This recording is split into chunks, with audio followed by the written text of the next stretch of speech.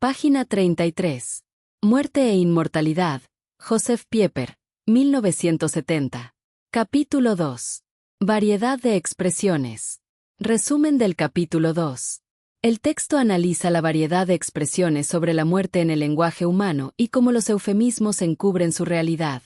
Señala que muchas fórmulas, se acabó, dormirse, último adiós, son superficiales y requieren precisión para no falsear el fenómeno. Se destaca la tensión entre ver la muerte como pérdida, como tránsito al más allá, o como descanso eterno, mostrando que estas expresiones mezclan esperanza, tradición religiosa y autoengaño. El autor subraya que la muerte no es solo algo que ocurre pasivamente, sino también una acción del hombre, un acto en el que dispone de sí mismo. Se revisan imágenes culturales, la muerte como enemigo, verdugo o guadaña, pero también como fruto maduro de la vida. Se critican sofismas filosóficos como el de Epicuro, la muerte no nos afecta, y se muestra que ninguna formulación aislada basta. La muerte es simultáneamente final y tránsito, calamidad y liberación, natural y antinatural. La conclusión es que el lenguaje sobre la muerte es polifacético, imposible de reducir a una sola definición, y que cualquier respuesta demasiado simple resulta falsa por su simplificación. El autor escribe: lo problemático del eufemismo. Final de la vida, pérdida y carencia de relación, tiempo y eternidad, la muerte como persona, el morir como acción. ¿Qué quiere decir lenguaje hablado vitalmente? Una simplificación prohibida. Si se empieza, como es la obligación en todo principio de estudio, examinando la terminología, es decir, el vocabulario, la serie de nombres y expresiones que el lenguaje vivo en que habla el hombre emplea para designar la muerte y el morir, para describir ambas cosas y para explicarlas, nos encontramos rápidamente con una gran complicación, aunque en este caso no se presente de forma inesperada. La primera impresión es la de hallarse ante un fuerte número de designaciones tan distintas que apenas se pueden abarcar, en las cuales parece reflejarse y manifestarse el infinito cuadro de facetas en que se presenta el problema. Además, existen no pocos nombres que, por lo que parece al menos, no están precisamente elegidos para designar lo que se quiere decir, sino que más bien parecen inventados para encubrirlo, para hacerlo incognoscible y para distraer la mirada hacia otras cosas, presentándose además la particularidad de que ese fenómeno tan extraño que se llama los eufemismos. Esas formas de hablar con paliativos que impiden a toda costa que se les llame a las cosas por su nombre, constituye ya de por sí solo un enredo difícil de dominar. Es el caso del nombre de Dios, en el primitivo judaísmo, que los judíos no debían ni siquiera ponérselo en los labios. Se temía provocar una seria desgracia si le llamaba por su propio nombre. ¿Y de dónde sacaron esa idea, esa conclusión? En su lugar aparecen denominaciones indirectas. Así se llama benévolas a las diosas de la venganza, al diablo se le llama Dios sea con nosotros, y a la bebida mortífera se le apellida gift, veneno, un nombre inocente que en su raíz significaría algo así como don, lo mismo que en francés la palabra poison significa propiamente patio, es decir, bebida. Vemos, pues, que en los motivos del lenguaje eufemístico se muestran posiblemente los más variados ingredientes. También, claro está, cuando se trata de la muerte y del morir, los cuales van desde el miedo religioso o supersticioso hasta los engaños o autosugestiones más o menos conscientes. Cuando se intenta hacer una primera clasificación y orden de todo ese material, se encuentra uno con el hecho no menos sorprendente de que muchos de los nombres empleados para hablar de la muerte o del fenómeno del morir, contienen simplemente la idea escueta de un final de la vida corporal. Solemos decir, expiró el último aliento, dejó de existir, se acabó, llegó su final, se petateó, estiró la pata, chupó faros. Otras expresiones se refieren, de forma más concreta y plástica, al hecho concreto y fisiológico de un anochecer, de un dormirse, de un extinguirse, de un irse, de la forma que se emplean estas expresiones al hablar de una anestesia total durante una operación quirúrgica. La idea general que se tiene al usar todos estos nombres no pasa de ser una descripción superficial y simple del hecho externo. Es claro que con las fórmulas de se acabó, dejó de existir, su vida terminó, podría ir aparejado el intento de pretender decir algo que sobrepase los límites significativos del lenguaje corriente y que sobre tales expresiones se cargase el acento sobre algo más rico en contenido, con todo lo cual se habría expresado algo más, que todo el mundo seguramente está pensando cuando habla de esa forma. Pero ese algo no dicho tendría que ser completado de alguna forma, habría que corregirlo en algún sentido y, en todo caso, tendría que ser precisado mejor, si no quiere ser entendido falsamente. Es indudable que tiene razón la fisiología cuando dice que la muerte es la desintegración del sistema individual, o bien una parada irreversible del proceso vital, ante todo del metabolismo, o también la pérdida irreparable de la vida. Muerto se llama aquello que no puede volver a ser capaz de vivir.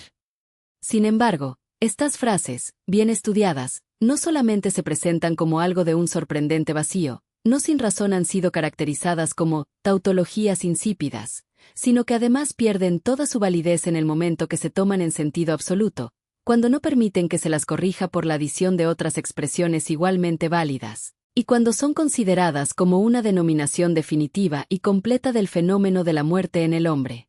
Pero también aquella otra fórmula descriptiva, según la cual la muerte es un sueño, y el morir un despertar, si bien tiene un origen bíblico, puede ser entendida como un modo de disimular la seriedad trágica de la muerte y, por consiguiente, de falsificar su realidad.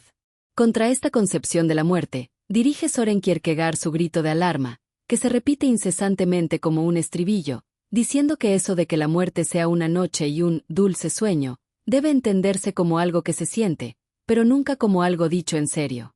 NZ Muerte. 2025-0220.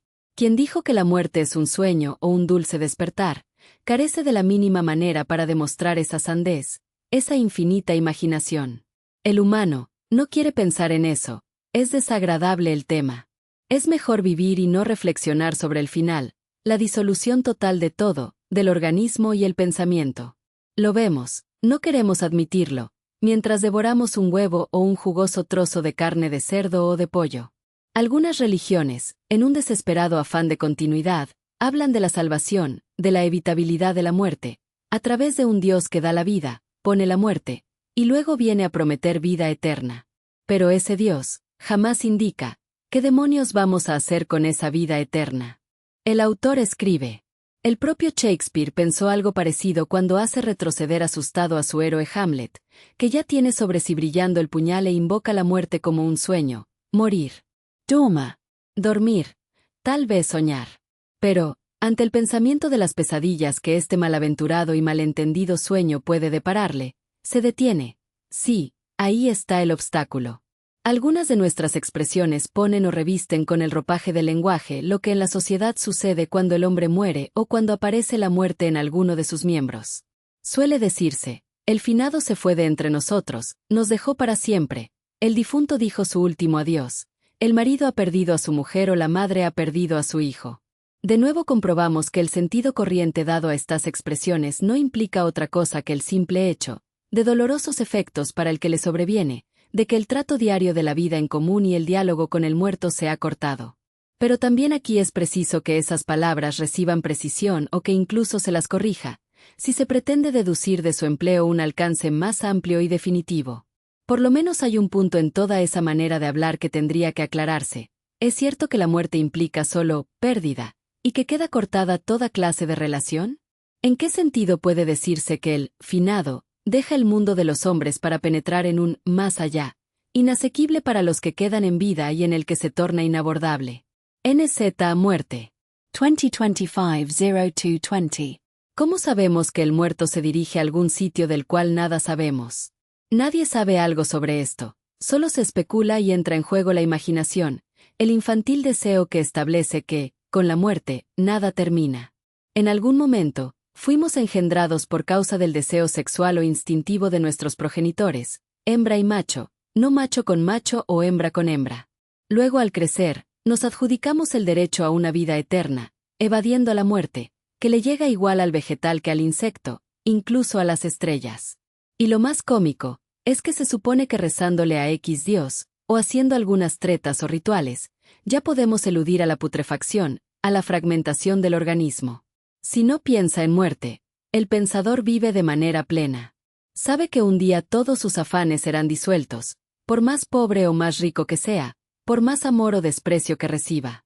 Es tan reducido el espacio ocupado en este vasto universo, es nada. Pero hay sueños de grandeza, de continuidad y ni siquiera sabes si mañana te vas a rasurar o a lavar el trasero, por más que hagas planes para momentos futuros, que ahora, en este instante nada son. El autor escribe: hay otro grupo de expresiones que quieren decir algo sobre la relación entre muerte y tiempo. El que muere consume sus días, salió del tiempo bendecido por Dios, escapó a la temporalidad, o se le llamó a dejar el tiempo. Es verdad que con esta última frase se rebasan los límites que separan un simple nombre de una interpretación. Pero ya el mero referirse a la muerte como a algo que puede equivaler a salirse del ámbito de una existencia temporal implica serias dificultades para entenderlo como algo que exprese adecuadamente lo que se quiere decir. De esto volveremos a hablar más adelante. Lo único que interesa aclarar en este momento es lo siguiente: hemos de esforzarnos, sin prejuicios, por tener en cuenta toda la serie de datos múltiples que realmente contiene ya en sí el usual lenguaje cotidiano y la significación que envuelve. Estas expresiones sobre el tiempo y la eternidad son repetidas constantemente y manipuladas con gran libertad, de una manera simple, impensada y seguros, además de que están avaladas por las sagradas tradiciones. El difunto ha quedado eternizado, es el que salió para la eternidad y para el eterno descanso. Pero como estábamos de acuerdo en proceder con absoluta serenidad y con la más pura intención de aclarar, en la medida de lo posible, el contenido del problema que nos ocupa, me veo obligado a hacer sobre este punto concreto una observación, tendente a aclarar las cosas y a descubrir lo que pueda haber de malentendido por eufemismo en eso de que la muerte sea la entrada en el descanso eterno.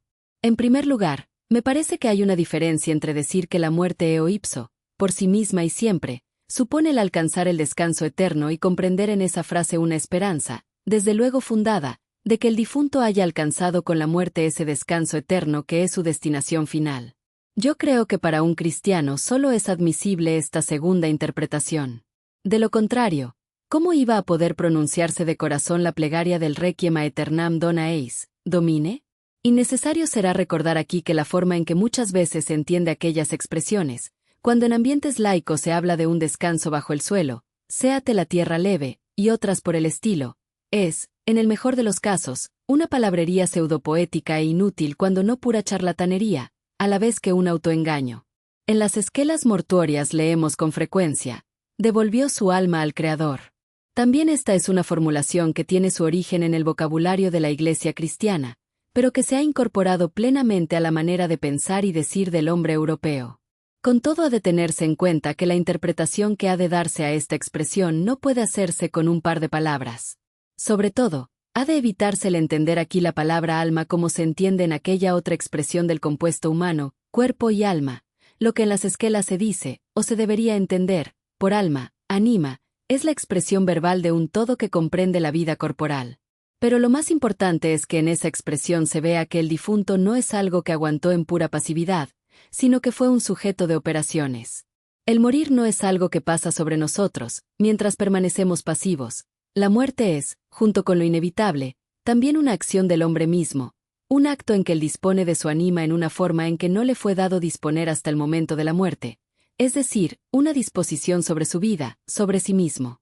Este pensamiento es absolutamente irreconciliable con la idea que pueda tenerse de una muerte traidora, del hombre de la guadaña, del cazador furtivo que está al acecho hasta que nos sorprende, se nos echa encima y nos derriba, como se derriba a la presa. A pesar de todo esto, sabemos que esa imagen está también presente en el sentido de nuestro lenguaje, que usa aquellas expresiones. La idea de que la muerte es un verdugo asesino, un enemigo que no da tregua, que como un desconocido que viene de fuera se mete en nuestra casa y se apodera de nosotros, no es patrimonio exclusivo de las danzas de la muerte de la Baja Edad Media. También el Nuevo Testamento llama a la muerte el enemigo final y le grita a la cara en tono triunfante y casi burlón: ¿dónde está, muerte, tu victoria? Y en la tragedia clásica, en Alcestes de Eurípides, aparece también la muerte como una de las dramatis personae, siendo allí enemiga de los hombres y odiada de los dioses. Apolo se enfrenta con ella en una discusión en un tono irónico: la muerte hace chistes, ¿qué cosa más nueva? Nadie podrá discutir que con ello acaba de llamarse también por su nombre a una de las facetas de la muerte. Pero igualmente claro aparece dónde está lo problemático y los límites de tales imágenes. Evidentemente, todo eso es pura falsía cuando se lo entiende en el sentido de que el hombre no habría de morir, por sí solo, si no fuera porque se le ataca desde fuera, como si se cometiera contra él un asesinato, como si la muerte no fuera un morir, sino un ser matado. Con todo, según anteriormente dijimos, en todas esas representaciones, que van desde entender la muerte como un apagarse la hilama de la vida hasta la metáfora de la guadaña segadora. Hay algo de verdad. Pero esto que tienen de verdad, no ha de servir para ocultar y callarse lo otro. A saber, que el hombre, mientras va desgranando la vida, está elaborándose la muerte, que ésta cae como una fruta madura, que empezamos a morir cuando apenas acabamos de nacer, que esta vida mortal se va desviviendo desde dentro y por sí misma y que la muerte termina nuestra existencia en el mundo, sin que pueda esperarse otra cosa. George Simmel, en su libro sobre Rembrandt, que apareció en 1917, hace la agudísima observación, y que además es de una evidencia diáfana, que los grandes retratos de este pintor graban la convicción en el que los contempla de que se está viendo hombres que llevan clavado ya en sus vidas el carácter indeleble, character indelebilis, de la muerte. En sus rostros llevan escrito que han de morir, mientras que al contemplar ciertas creaciones de la pintura del Renacimiento italiano tiene uno la impresión engañosa de que sus hombres no pueden caer más que por la fuerza, por una puñalada o por un veneno. Yo diría que ambos aspectos reflejan una parte de la realidad, pero cada uno de los dos se necesita del control del otro. Ninguno de los dos tiene toda la razón. Por una parte, parece que lo que se llama muerte natural, aquella que tiene lugar por el peso de los años, es escasa, según las estadísticas, un caso de cada 100. Pero, por otra parte, parece también que aun en los casos de muerte violenta, la llamada muerte antinatural, venga ella por accidente, por infección, por cáncer o por crimen, el morir es un resultado intrínseco de la misma vida, como el último paso sobre el camino que se emprendió al nacer, como un acto del mismo que muere. Una herida mortal o el hecho de desangrarse no puede decirse que sea idéntico con la muerte. Incluso en el suicidio hay dos cosas que no se identifican entre sí. La una es el tiro en la sien, la bebida del veneno o el salto desde el puente. La otra es la muerte misma.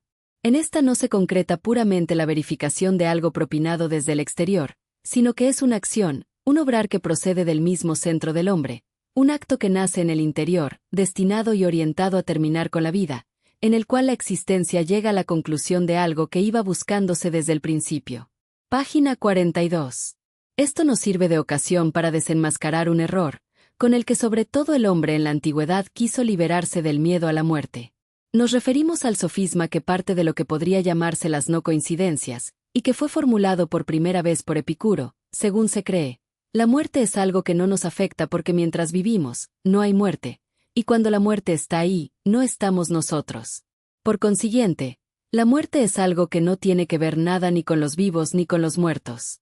Después de Epicuro, ese pensamiento se ha repetido muchas veces con distintas variantes, desde Lucrecio y Cicerón, hasta Montaigne y Ernst Bloch. Pero, a pesar de ello, no ha conseguido hacerse más convincente. Desde luego, una persona que recapacite sobre el saber contenido en el lenguaje humano y lo tome en serio tiene cerrada una salida de ese tipo. Ahora bien, ¿qué significa lenguaje humano? ¿Qué es lo que realmente pertenece al ámbito del lenguaje vital, cuyos datos hemos procurado recoger y analizar, en un primer intento de sondeo? ¿Y dónde empiezan los dominios que se escapan al lenguaje? ¿Cuál es la frontera que separa ambos compartimientos? ¿Acaso no pertenece también al vocabulario de un lenguaje vital entre los hombres lo que dijeron los filósofos, los científicos y los poetas sobre la muerte? Esta pregunta, que naturalmente va más allá del alcance de nuestra temática, no la voy a contestar ahora de una manera explícita. Ni siquiera voy a intentarlo. Yo me rindo ante la dificultad que encierra. En todo caso, quisiera ilustrar con un par de ejemplos lo que me bulle en la mente. Pocos años antes de su muerte decía Goethe en una carta a Zelter: seguimos trabajando, hasta que, llamados por el espíritu del mundo, volvamos al éter. No quiero decir que no merezca la pena reflexionar sobre lo que puede estar contenido en tales palabras, aunque en el caso de Goethe hay que estar sobre aviso, por la sorprendente destreza con que consigue esconderse y disfrazarse a sí mismo, mi indiferentismo aparente y liberal. Solo una máscara, detrás de la cual intento protegerme contra la pedantería y el engreimiento. Algo semejante sospecho yo tras esas palabras de espíritu del mundo, y éter. Pero una cosa me parece evidente.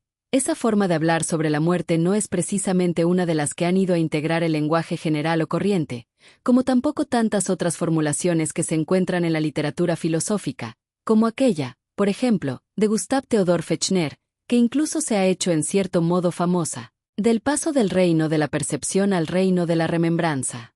Pero ya vemos que los resultados de nuestra primera toma de posiciones, que se ha limitado al puro análisis del lenguaje corriente, son bastante polivalentes como para dejarnos por lo pronto desorientados.